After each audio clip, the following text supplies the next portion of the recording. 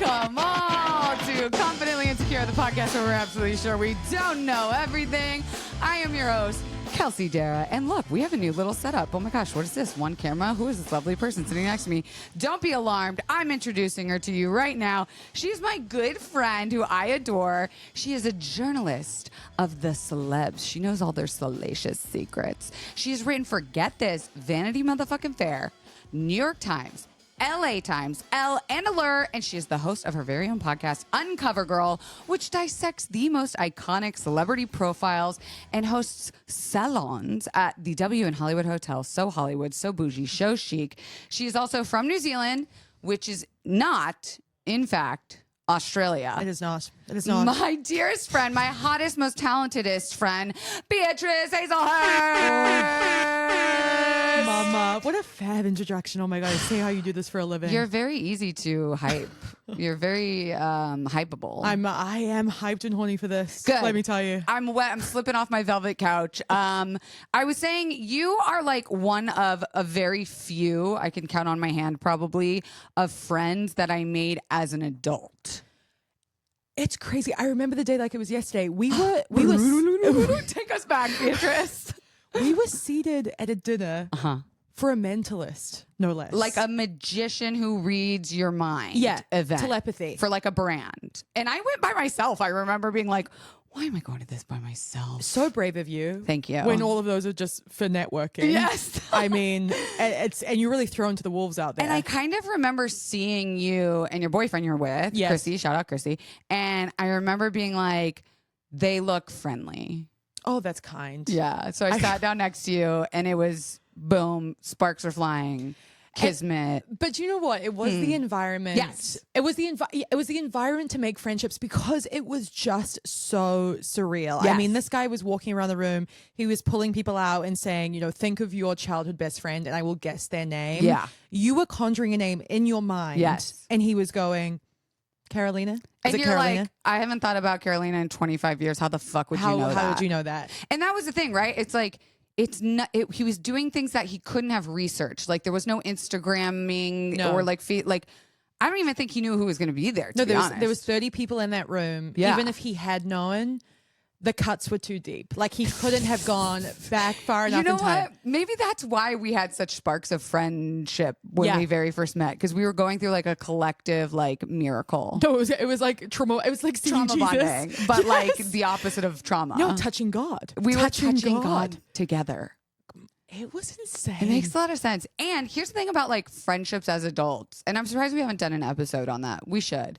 But like a lot of time you meet someone and you're like, oh, I would so be friends with them. And then you have no reason to follow up. You have no reason to like, maybe you exchange Instagrams. You're like, oh my God, girl, it's so fun hanging out. Blah, blah, blah. And I was like, we're going to fucking hang out, bitch. Yeah, you have to be so intentional. Yeah. It's also a very Los Angeles thing or maybe coastal thing that you're always unsure of intentions. It is very much like, okay, are you trying to pursue a professional connection here? Yeah. What do you want from me? What can I give you? Yes. You never know if they are just into you, the person, or what you can provide for them. And that's LA, baby. That's LA, baby. Because people think time is money. Money is time. If I'm going to go out, I don't want to just waste my time. Right. And I do feel that energetically. Like a lot of times I'm like, if I'm going to go hang out with people, I don't want to be sitting there feeling like, oh God, I wish I was like at home. Of course. So in a way that is true about us, that I'm like, the energy was energying. No, you do want to be elevating in some way, just regardless. But I mean, it is tough to come away and be like, okay, I think that they are only here for one thing. And in my case, it's often to get press. Like they, you know, I know it's always in the back of my mind. It's like, are you with me because you want some what sort of could click? you possibly provide for like a no-namer though? You know what I mean? But I mean, I'm sure in those- celebrities well, were like, hey, you- girl. to me, you're a Phoenix. celebrity. My sweet Now angel. that you know me, aren't you like, oh, this girl clearly. No, you will never. That's Your hilarious. shine has never worn off. Wow, but thank you. The context of these events is always that someone is kind of someone in some way, or they're trying to be someone in some way. And so like there is always an element of like, I can help you get there, even if I can't really. I feel that a lot of times when people will like float like, oh my God, can I come on your like this was back in the day when we had guests and then we didn't and now we do again. But it was like, oh my gosh, I should come on your podcast and talk about this thing. And I'm like, nobody wants to know about your like, dude, that is so take brazen. on that thing specifically. I cringe deeply. I think that is my biggest hurdle that I'm desperate to overcome is my innate cringe. In 2025, we're doing away with cringe. Doing away with cringe. How do you feel that you've done so far? Oh, it's hard. It's hard. It's an everyday battle. Because I look at me in the mirror and I go, you again. You are one big embarrassment. No, no, I'm like, I think you're too empathic. Like you feel embarrassed for people. You feel judgment for people. It's not necessarily you doing it, but you're like, it hurts to watch. It hurts. It hurts. Even coming today, I'm like, oh God, I'm completely burdening myself onto Kelsey. Like I feel that. I've been trying to get you to come hang out with me so many times. We often hang out at our gym together because we're like go-getter bad bitches that like wake up early and do things. But the other fun part about our adult friendship, which maybe this is a tip for people trying to make adult friends, our lovers are kind of like carbon copies of each other. Yeah, that's and it's crazy. Very easy to like they're downstairs right now watching sports, which feels like so hetero, and I hate that about us. But they're easy to get along together with. You have to set them up, yes, like pets on like a play dogs. date. Yes. And once you have them taken care of and kind of whisked away, then you're Mamas free to play. can work. Mamas can work. Yes, and that's what this feels like. It is totally like a breath of fresh air. And I also think that a lot of women like struggle to kind of like know what to do with their partner. Like, what do they do? They're at home. They're just like watching TV and they're like, oh, I'm out of the house again. Are you good? I guess there you go. Just it's sitting hard there. to make combine a friendship like that nature where it's the girl and the partner. And I think it's actually even sadder and more difficult for men. Oh, 100%. Those poor bastards. I was like, they're either going to meet and just stare slack-jawed at each other like, what do you think? What do you do? Or they were going to get along swimmingly, and luckily. But they're lonely, dude. Like, I just, my boyfriend at the top of 2024 was like, I'm making a conscious effort to make more male friends. And he did. But it is tough. It's an epidemic, I think. It is. Because it's how we end up with. It is. It's endemic. They I should have whispered that. 1000% with the incel generation. Because they have the internet and they're like, that's hanging out time. That's bro energy exchanging. Well, I did see a very controversial take that, men should not gather in groups bigger than 4. I'm sorry. I'm so fucking sorry. I'm going to need you to, where's my skirt? What? It triggered a lot of people. Who said this and what was their reasoning? It was one of the hilarious. It was one of the the subway guy with the subway card with the mic. Yes. Oh, yes. Hot takes. And he had a woman on and she said, my hot take is I really don't think men should congregate in groups larger than 4. She said if it's an accidental congregation, absolutely fine. They can stand in line at a Chipotle together. Stop it. But if it's intentional, we don't need to be more than 4. They don't need to be at a bar more than 4 or on a golf course more than 4. I understand. I think I co-sign this. I co-sign it also because I feel like even for women, do we need to be more than 4? Kind of. I think until we've toppled the patriarchy, yes. Right. I think the problem is when men get in groups of 4, they get too many ideas. Right. Too much money, too much crypto, too much power, too much strength. I mean, look at the oligarchy currently ruling this country. See what I'm fucking saying? Yes. Yeah, and you're a New Zealander who wants to be here, which is insane. Alas. I mean, unfortunately, I've built a life. Unfortunately, you built an amazing career, which talk to me a little bit about how you got into the space that you're in. Okay, great question. So, thank you. You should do what I do, actually. Yeah, I should host a podcast. What's really interesting is I went to film school, can you believe? And crazy. Talk about patriarchy. Whoa. Surrounded by men.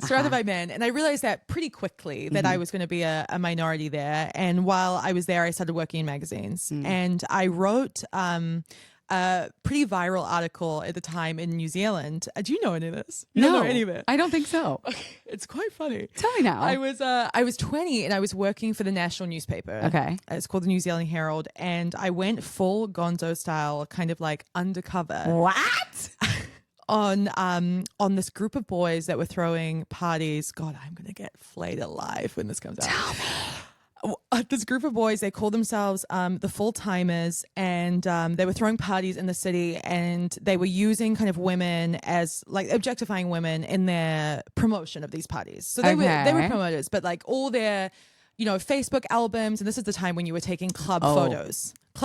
Archives. Yeah. We got archives. So they were being like, women like hook up, like girls like hook up for the camera, and it was always like very like girls like flashing tit. And, Okay, like, we that kind have of thing. that in America. Right. We do. So it was that, and what made it kind of like particularly salacious was that the Prime Minister's son at the time was one of the members. Uh-oh. And so I kind of went along and went Gonzo style and interviewed a couple of them, and what they ended up saying to me, and I will fully admit, like it was totally like unethical the way that I went about it, because I wasn't on, they knew they were on record, but I wasn't noting it down. I didn't have a recorder out. So they knew they were talking to me and that I was a journalist, but I was just so green, and I was only 20. But they were saying things like, we just fuck bitches, get money. Cool. Yes. Sick, and so it was that bruh. kind of thing. So I ended up publishing an article about it, and it blew up. And Amazing. that was my foray. I went on to work at Vice and then moved to New York. Soon after that, I was 21, 22. And shit. Yeah. See, like when we first met and you had talked about working at Vice, I was like, oh my God, in a parallel life, like we kind of reflect each other's. Yeah. I just ended up getting into some sort of like influencer land. Yes. But I try off camera I'm in the doc space, which I've talked a lot about, that like people don't really see that front facing side of me, which the telling a story, not necessarily my own, which I'm happy to do, but the telling of a story, especially one that brings like justice to light, is at my core, I feel, my world's purpose, like why I'm here on this earth. That is so interesting. Isn't it? Yeah. And that's like what you do as well. I do feel an innate sense of justice, and I'm trying to reckon with that right now, because I have spent so much of my adult life at this point making famous people more famous. Wow. And I'm trying to work out what that is, and if I'm comfortable with that as my brand legacy. and my meaning and my legacy. A big part of obviously what I do, what my podcast is about, is we talk about celebrity profiles, and Which is so fun. And I mean, celebrity profiles are amazing because they teach you what it's like, or like they pull back the curtain on what it's like to hang out with someone for 2 days, 2 weeks, whatever. And it's a fascinating insight into what it's like, what these people are like in real life. And for anybody that doesn't know what we're talking about, like a profile is in the magazine or online now, where it's like the really long story, usually that the reporter's hanging out with a celebrity for multiple days and like writing, usually promoting something. Right. And it's a big cover story, usually. Yeah. And what people kind of don't realize is a lot of what they know about a celebrity comes from these articles. Yes. So people know, for example, that John Mayer said some very problematic things about his penis being a white supremacist. They may not know that that came from his Playboy profile. But they've heard it. 2010. Exactly. But they've heard it. And there's a lot of stuff like that. So it's fascinating, but that is something that I was so called to do so early on. And I think it was because I really wanted to understand what makes these people tick specifically, but the human element of it. 100%. Like it's cultural anthropology. It's like, what is going on behind this? And how do we as consumers of it like shape our beliefs, opinions, purchasing power based on like these things that we know about this person? Exactly. And we're always expecting them to be kind of our moral, like North Stars, like our moral superiors. And it's kind of like they're always unable to do that. But the one question I get asked the most, other than kind of like who is the most famous person you interviewed, which is the most frequent, is, and were they nice? And were they nice? Because they want to know the tea. We're obsessed with chisme. Right. So who are the biggest celebrities and were they nice? Okay, so big is super subjective because it means something different to everyone. I remember the nicest and the biggest Emma Stone. Love. The nicest and the biggest. Love. The biggest to me is Brendan Urie, and the nicest. Wow. Because as a Panic at the Disco super fan. Yes. That's great that you met your hero and it lived up to the tale. Because I bet you meet 1,000 that you're like, I really had high hopes. And truly. dramatically let down. Yes. Janae Aiko, nicest, greatest, best. I didn't meet her, but I stood, feet away from her in her presence, and I could tell she was very nice as Lana Del Rey. I got a vibe. I got a distinct energy. Yeah. I've told you my tea about. You have told me. Yeah. You have told me your tea.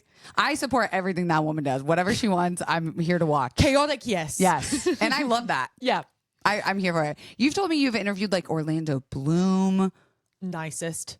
Yeah, I believe that. God, you have to remind me of them because you've done so many. Yeah. Which I think I forget all the time, but you're like a wealth of knowledge of this like world that is so fascinating to like. Emma Chamberlain I'm interviewing again this week. Oh, no way. And she is very nice, very big. Very regular. I'm trying to think of who else is very, very nice. It's like, it's hard. Some are very neutral. I've met people who I thought were lovely. And then I've wondered if I was being worked over. Yes, because you're there to interview them. They know that you're following them around in a non-PR setting, but it is a PR thing. Can I give you an example? Yes, please. Matt Rife. Yes. So I interviewed him. I thought he was totally delightful. I actually interviewed him maybe a week before the whole controversy exploded. Came out with the special needs helmet, the whole nine. And I just really thought he was the most down to earth, cool guy, and he may be. He has an enormous chip on his shoulder, clearly. Yeah, in the comedy world. Yeah, but I just now, in hindsight, don't know if, it was a full act. I don't know. I think what's interesting about him is he's been in the business for so long, and he represents a thing that I think a lot of comics hate, but audiences love, which is just like a hot, funny guy. And so you get a very divided audience on him. And then you pair it with like whatever he actually is like as a person, you have to accept that as well. But he blew up so fast. It's one of those things of like, he was an overnight success that had been working for 20 years. 10 years to be an overnight success. Yes. Yeah. And he is also a product of his generation, which we grew up with different kinds of jokes that were being told. Comedy has changed so much since he's been famous. Yes. And like what we as a society has deemed funny, like we're rooting for him, and people love to fucking hate him. Right. I feel very neutral about him, but I could see how he seems very cool and down to earth and regular. Whip smart. Yeah. Whip you smart. You have to be. And I wish that he would really send off the chip because he has everything. He has everything that every comedian could ever want or dream of. And he is obsessed with getting this professional clout, this professional credibility from his peers. Exactly. And he's got to let it go. Which is crazy. Got to let it go because he's so beloved by the audiences. Yes. And he has got everything. He's got the arenas. But that just goes to show that like that's my biggest when someone asks me like what's my greatest fear in life, it's that I don't earn the respect of my peers. Right. And you could have all the money, all the fame in the world, and if your peers think you're a fucking joke, right, I don't know that I would be able to do my job. Yeah, like I'd hear be that. Devastated. How did we get so? We got so off what I was trying to expose you and get to know you more. No. It's so right though. It's so right. I mean, I'm just also thinking of nice and big. I think Emma Roberts is nice and big. Cute. I ran into her recently. Oh yeah? Did she remember you? God, I told this on my podcast. Oh yeah? Tell us. Well, when I met her, when I interviewed her, she knew who I was, which was crazy. She knew my name, and she had actually cut out one of my articles and put it on her wall. Oh my God, that's like the nicest thing. Never happened to me before. Couldn't believe it. Shook me to my core. But she when I met her, and I never say anything when I see them in the wild. I never go up to them. Yeah. But because we'd had this exchange, I was like, this is the moment. I should say something. Yeah. And Chris, my boyfriend, was like, you know what? Go for it. The time is right. She's sitting down. She's a table away from us at the restaurant. Her food hasn't arrived. You know, you wouldn't be interrupting her eating. No. Like, if anything, this is the time. And I went over and I said, you know, Emma, and she's famous for that. She's famous for that smile, that glassy-eyed, kind of Julia Roberts, nothing kind of going on smile. It's so memeable. Yeah. And she really hit me with it, and I found myself just kind of over talking. Oh no. I went like, hi, you know, Emma, like Beatrice, you know, I interviewed, I did that cover story. It was amazing to meet you. And she went like, hi, you look familiar, and hit me with a smile. And then I went, you were doing Pilates that day. I just kept going. No. And I realized that I was in so deep, and I had the best of intentions. I wanted to introduce myself to her boyfriend. I didn't want to be the person that just does, you know, completely ignores him, only locks into her. And I just, down the rabbit hole, I went. And I walked away from that and went, my God, never again. Never again. That's mortifying, but I think you also had to react based on the energy you were given back. Like, if she literally said she has an article cut out on her wall from you. Like, if she would have been like, oh my God, hi, like, good to see you. Totally. But then it makes me wonder, is that her? Is that the face? Is that the memeable expression? Or is it a workover? It does make you a little jadedy, suspicious, cynical, paranoid even. You know what though? You're such a delight, and like, you carry such an energy that, like, also fuck anyone that doesn't have that mirrored back to you. You know what I'm saying? Right. I think you shouldn't be like, you shouldn't stop. I just think the right one's gonna be the one that, like, does it for you. Totally. That changes your mind about all of this. It just takes one. You know what? It was Orlando for me. Yeah. Orlando for me. I will tell you one thing about Orlando, and then I'll let you go. No, and then I'm walking away. You can. The people are listening. One of the toughest things about celebrity journalism nowadays is that clickbait culture has become so rampant, and celebrities are so aware of it that they're careful, right? Profiles, interviews 10, 20 years ago. The camera's out. Were buck wild. Yes! The things that they were saying, Mama, you would not believe. Be like, what? They were out here being like, and I would take you upstairs and I would ravage you, you little slut. They were just going crazy out there. And you were like, this is nuts. You cannot put this in print. No. Right. Now they're so careful. But Orlando and I were speaking, and I said, what's it like to be in a relationship with a creative? I said, frankly, like, I could not do it. I'm like deeply competitive, and it would be really tough for me to kind of move, you know, in sync with someone and be like, okay, you just got your article adapted. It's now becoming into a movie. Fuck. Yeah. You know?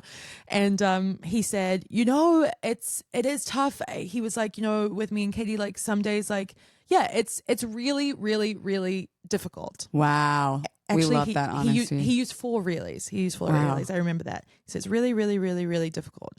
And I remember at the time being like, this is going to get picked up. Yeah. This is going to get picked up. That's a line that people are going to. Right. Yeah. And I felt guilty about it. I was like, oh, I don't know. Maybe I should take this out because I know it's going to get picked up and I like him so much. Yeah. You didn't want to do that barrage of. Yeah. I didn't want him to have to deal with it. I didn't want his publicist to have to deal with it. I liked him. And then but I also knew it would be huge for the magazine. So I kept it in. Wow. But, and this is, again, a moral quandary. I removed a reelie. I took out one of the reelies. What? I took out a reelie. You're being like, draw a chalk outline around my body. You were crazy. So I kept it to 3 reelies. And you will not believe what the Daily Mail did. What? They said, Orlando Bloom speaks out about relationship with Katy Perry, calls it really, really, really difficult. In quotation marks. They put it in the headline. Damn. And I could not believe, to the point that it was they fucking exposed you. But in the fact that it was in the headline, I was like, the fact that I was spot on about this, and imagine if there was an extra reelie in there that would have really just like sent it home. It would have been nail in the coffin. Nail in the coffin. Wow. And it's such a fascinating thing that you do, because like no one is thinking about that except for the people that have to do it. And Imagine what having an to sit at that interesting dinner table and say, when I said really, really, really difficult, I really didn't mean that really, really, really difficult. I meant just like it's incredibly difficult. And it changes and like creates PR, a mess, a divorce, a trauma, like what they have to deal with behind closed doors. Like your job is cuckoo nanners. and you know the context and you know what he meant. Yeah. And it's like, and you're trying to convey that. But when you do see it in print, it can be interpreted a million different ways. I remember hearing like Erica Jane on The Real Housewives, and she said about, I don't know if anyone's keeping up, but she says in Beverly Hills, she's like, a text is like a line read. Like it's like reading a script. You can interpret it any which way. Ways. And it's like could so not be the true. truth. Could not be truer. I can read a text message from a friend a million different ways. Truly. I've seen Chris read a text message full of periods, like full of full stops, like this. Have a great night, when it is clearly have a great night. And I'm like, you have no idea. Beauty is in the eye of the reader. Literally. Man. And like as the world switches from print journalism to these digital things, like everything about celebrity culture has shifted in like the digital era or the age or whatever. But like you're still in this, you're still doing it. I mean, my God, you have a whole podcast based on it. Like, do you see yourself doing this forever? So, it's a great question. I don't see myself doing it in the capacity that like I have done it forever. I think there are some incredible journalists who kind of cherry pick the profiles that they get to do, and to have a career like that. Someone like Anna Peel, someone like Taffy Brosder-Ackner. There are so many. Oh my God, Jessica Presler. And when I tell you the profiles that these people have done or the articles that they've written, you will know every single one. Yeah. You will know every one because they have made history with them. And that's like being an actor that doesn't have to audition. Like you just get the jobs you want to do. You talk to the celebrities, they're going to want to talk to you. Like that's the dream. I mean, Taffy had a very infamous tweet where she said she doesn't get out of bed for less than $4 a word. And that sent everyone into a tizzy in this kind of economic climate with the media. This is so fun to like see behind the scenes of a world that I like never thought about or have nothing to do with, but it's fascinating. It's really interesting, but it does create culture. Yes. It creates culture. 100%. When Trump was elected, we went back in time and did a Trump Playboy profile from 1990. And he says in this profile, I would never want to be president. But if I did run, I'd run as a Republican because they would believe anything. And the writing is totally on the wall. There is so much ammo in that. Gives it to you. In that profile alone that if the Democrats pulled that out and read it at the fucking DNC convention, it would be a slam dunk, baby. And it's like, if you just went back. And now that you say that, I think I've told you this before, that like people, I guess, accuse or blame a BuzzFeed news journalist for McKay Coppins for writing a profile that people say was the reason why Trump decided to win, to run. No, I don't know this. Tell me everything. Like he wasn't serious. Apparently from Trump's camp, they ended up saying like after Trump read it, he was like, fuck this guy. I'm going to fucking prove him wrong. Like this article wrong. But no. Yeah. It was something like Donald Trump will never be president. It was like, what a fucking joke. I went to cover this story and I ended up being like, is this a bit? And then I guess once Trump read it, because maybe he respected BuzzFeed News at the time back then. Like this was back in the day. This was right when BuzzFeed News started. Right. And that's what people claim is the reason why he which talk about creating culture. How do you think that guy feels? How do you think that guy feels? God. Like I have a question for you about Mr. Don. Mm-hmm. Because we had an episode about him all last week. So go on, okay. May I continue? Yeah, may please. I proceed? Yes, you may. Because approach the bench. Because we just did a Paris Hilton profile from 2005 and stunning. And they were 20 years ahead of their time calling that woman a genius. They really got her right. Truly. But in that profile, inexplicably, Kelsey, was a Donald Trump quote. Inexplicably, Vanity Fair called up the Don to ask him a question about Paris Hilton and her sex tape at the time. Wow. What do you think about Paris Hilton's sex tape? He said, very hot. He said, so sad for her, but has only made her hotter. And like, he basically said, fuck that guy. He's never going to have a chance with her again. The guy who like put it out. It was actually a very astute quote. I found it like very accurate. I was like, kind of go off. That's true. All of that is true. But it made no sense that it was there.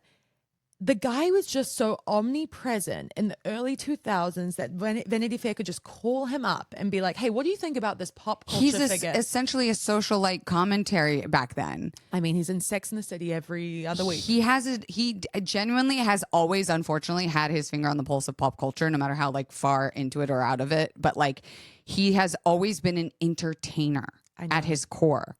Someone was telling me, who was it?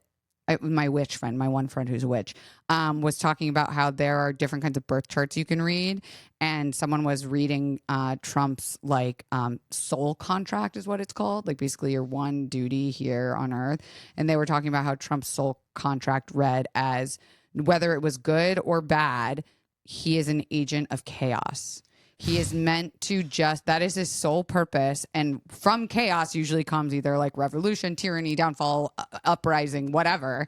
But like he is the catalyst for chaos. That's his like entire soul contract. And I was like, he's thriving. He's going to get to whatever universal pearly gates and they're going to be like, oh, pacifying colors, brother, get in here. But there's no one else. Like I can't think of anyone in today's context who has that kind of grip where you could call them up and they would have a take. Like they would have something to say. Do you think it's like a shark? Like sense?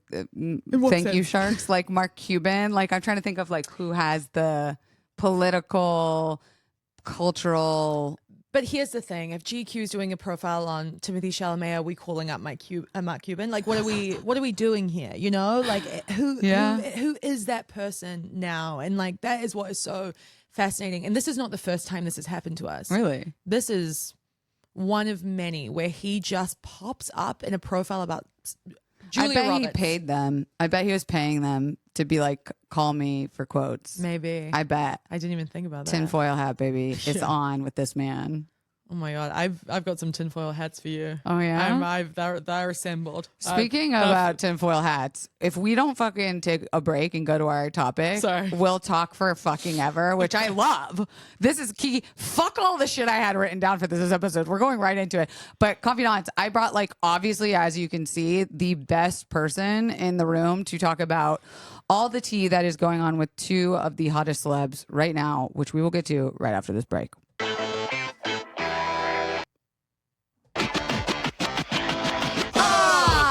The reason, Beatrice, my dear B, that you are here is we could not stop gabbing, kikiing offline whenever we'd see each other about the drama that is Justin Baldoni, Blake Lively. Yeah. This has been obviously weeks. This has been weeks and months. Weeks. It feels like years at this point. It does, yeah. And I'd like to hear your personal connection to both of these people, but quickly mine is, and all the confidants know this because we've done many episodes on Gossip Girl and we've talked to like the writers, we've talked to big fans, super fans. I've gone on Gossip Girl podcast. I grew up like one of the biggest Gossip Girl super fans and like thought I was Serena van der Woodsen. Like I moved to New York City because I wanted that.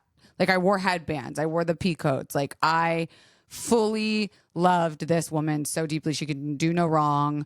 I adored her and Leighton Meester, like as actresses, as iconic, like they were my Sex and the City. You know what I mean? Can I ask you a question then? Yes, please. Anything. Did you know about the alleged kind of beef between them? Yes, and I couldn't believe it because I had a hard time conflating who they were as characters with who they were as people. Right. I was like, no, Leighton Meester's got to be kind of spicy behind, and who knew she was like a chill California girl who was just like really good at acting, right? Like in a New York City uppity bitch. Like I could not believe it.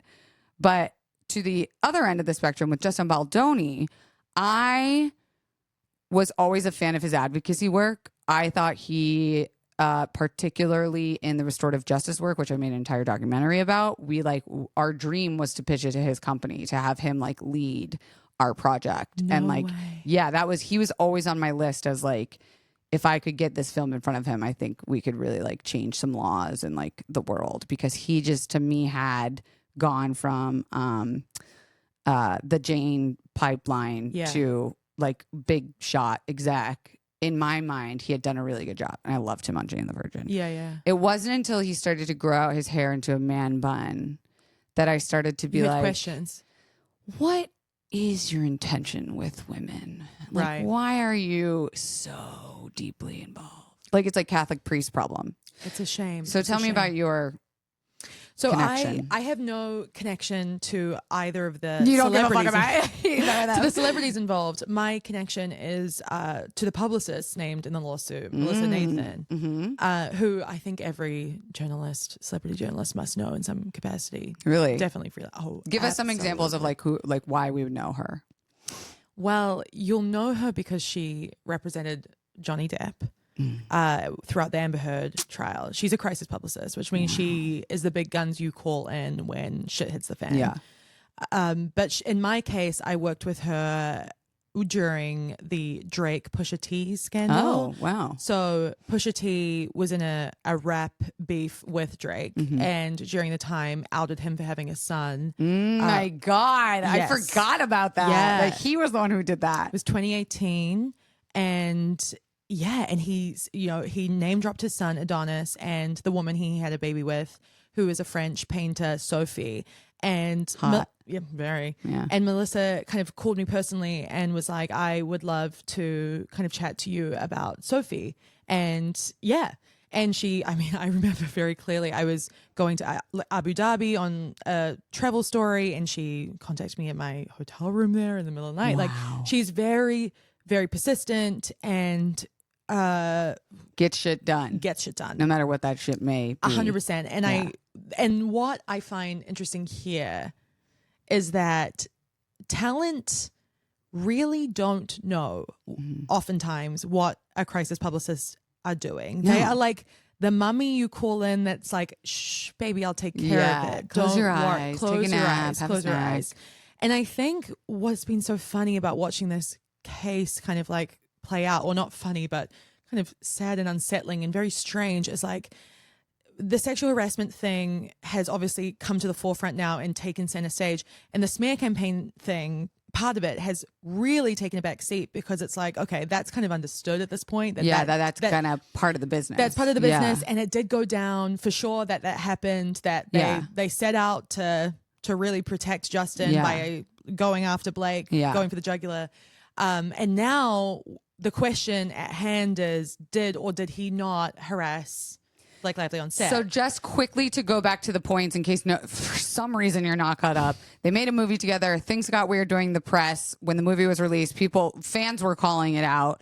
It's shortly then revealed later that, was it Justin that kind of was the first one to say Blake's a bully? So fans were calling it out, and then they also noticed that the cast had unfollowed Justin. Yeah. Blake had unfollowed Justin, and I think Colleen Hoover at some point unfollowed him as well. And then someone started to call it out. Yeah. That maybe. So the first, I've ping ponged back and forth. Yeah. So it was like Justin came out saying she was a bully. TikTok went and ran with it. All this stuff about Selena. Jesus. Blake came out that she's a bully. Then it took a minute, and Blake came out with the smear campaign. I love you saying schmear. I can't help bagel and schmear. I don't think there was at no point that Justin said she was a bully. What seemed to happen was there was a just total surge online. Yeah. Of it was like negative, public's decision. Yes. Of negative. Yes. It's just a negative outpouring. So then everyone thought, oh, skewering Justin because Blake exposed that he was running the schmear campaign with PR Girly to bring her down. And people were like, we don't like that. But then it came out, Justin's people released, no, there's a reason why we were doing this schmear campaign, because she was controlling. She was trying to take over the movie. She oversaw all these things that you're not supposed to do, but didn't really provide receipts. But people at this point were kind of hating on her. So it was an easy thing. And then again, a little bit of silence, and then bam. Blake comes with a sexual harassment. Yeah. That's it's also important to mention that she, around the time of the movie, was promoting multiple businesses, including a new haircut line that which she'd been people developing were pissed for 7 years. Yes. So she comes out with, again, very specific receipts and incidences, which people are also like, okay, now she has the big guns behind this. She's got Ryan Reynolds. She has the whole Hollywood network behind her to be able to provide these incidences.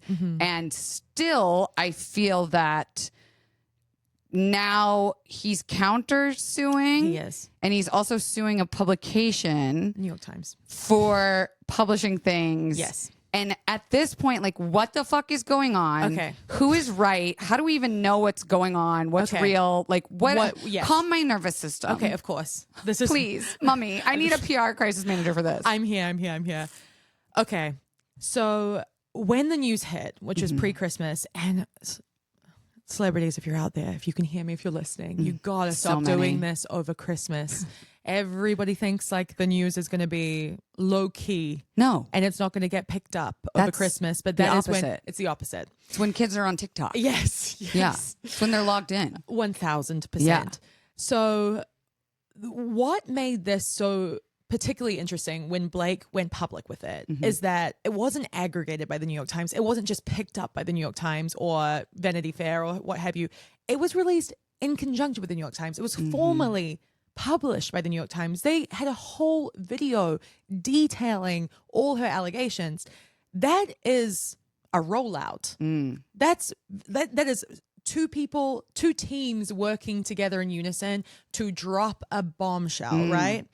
So very coordinated. It So- feels like they were behind the scenes with a built out map on the ground. They had little statues representing people with the red lines being connected to different photos on the wall. Exactly. It feels like they were up late doing drugs, fucking pushing narratives, making buckets of info ready to like collapse. It was the FBI raid. And I think that's what made it feel, and we'll just say, devil's advocate, that she was made to feel really uncomfortable. She was sexually harassed by this man, the director and her co-star.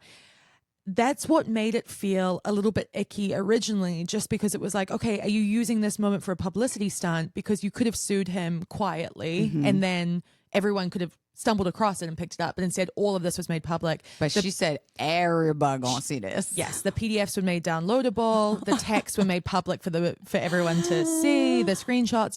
And also there were certain things omitted from the text. So emojis that contextualized them. Stuff was missing. Damn. Then hits 1st of January and Justin Baldoni comes in swinging. His countersuit is a million times bigger than Blake's. And he rebuts line by line pretty much everything she's saying. Not only that, but this past week he released a 10-minute clip of something that she referenced in her lawsuit. She specifically said that they were together and there was no sound recorded, but they were on set and he nuzzled into her neck and he said that she smelled good. And then she objected and then he said, well, I'm not attracted to you. Sound was recorded. It was all shot. He was he wasn't in character, speaking wise, but he was in character, on film. And he nuzzles her neck and she goes, I feel like I'm getting spray tan on you. And he was like, it smells good. There was no kind of there was no her freaking out really.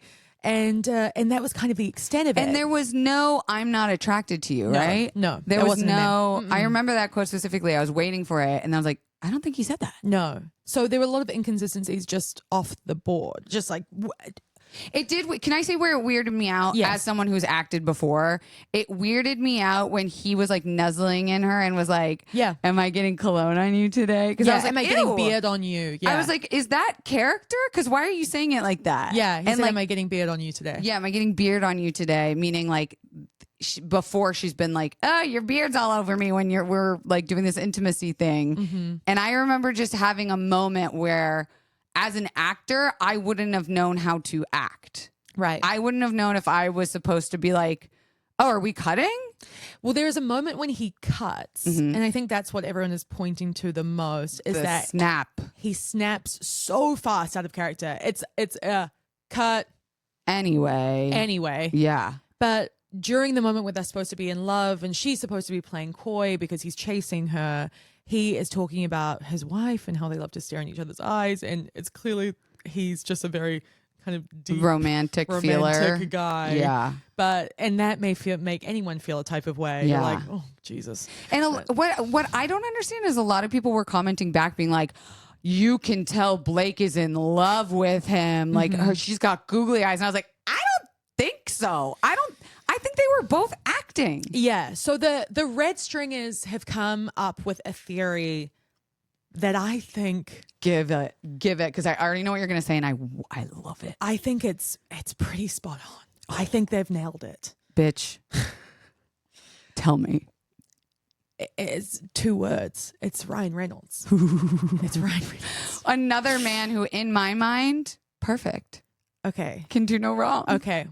Well, hot and funny. Remember? I want to believe. You're one of the only women I think that feels that way now. Truly. So Ryan Reynolds was with Alanis Morissette for many years. They were engaged. He left her for Scarlett Johansson in 2007. Who could forget? Yeah. On set. Then Scarlett Johansson and Ryan Reynolds were married soon after. And on the set of The Green Lantern, he met Blake Lively and married her a year after the movie came out. So this is a track record that obviously he is accustomed to people falling in love, you know, in this work environment, right? The theory that a lot of, you know, TikTok conspiracists, and these are really smart people who've read all of the lawsuits, are saying that, look, obviously a friendship, maybe it was attraction, maybe it wasn't, two people fell in like. And this kind of, you know, connection developed. They were texting late at night. There's these exchanges where she's like bantering, joking about suppositories. I know that you've seen that. Yeah, I do remember being like, what? Yeah.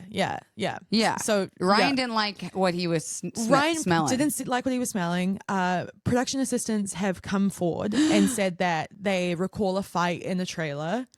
This is alleged, of course, a fight in a trailer between Blake and Ryan. And then he stormed onto set. He confronted Baldoni. This isn't his lawsuit.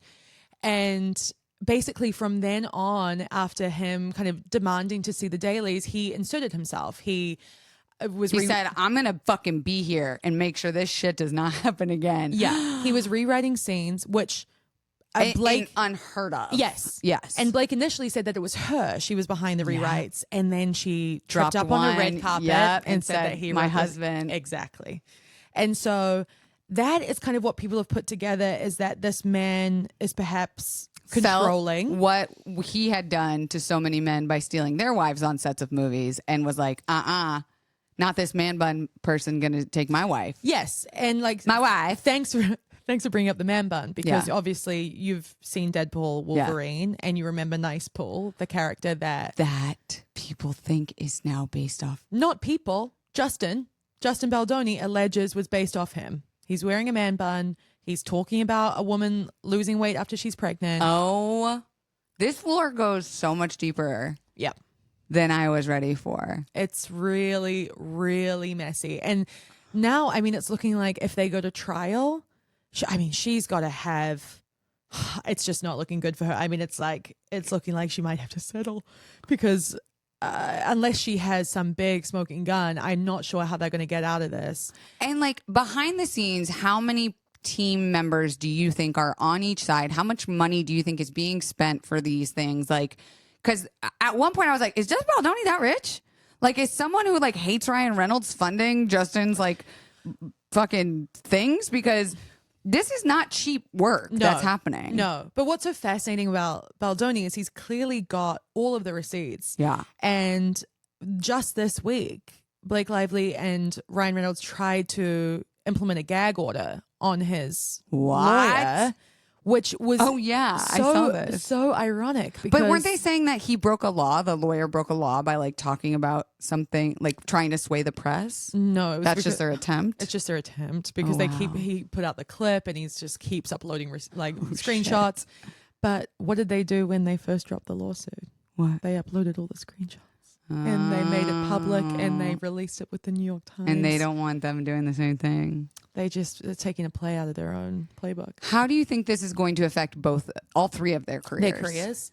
Well, so Justin was obviously dropped by WME. And I said this in kind of my own podcast, but it's like one of them has to concede. And what is the more devastating title? If Justin concedes, he becomes a sexual harasser. And he's never directing. His production company gets dissolved. He's never working again. If Blake concedes, she's a liar. Lied.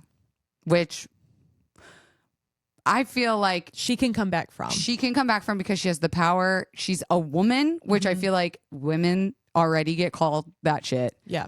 The society is way harsher on a woman in scandals like this. Yeah.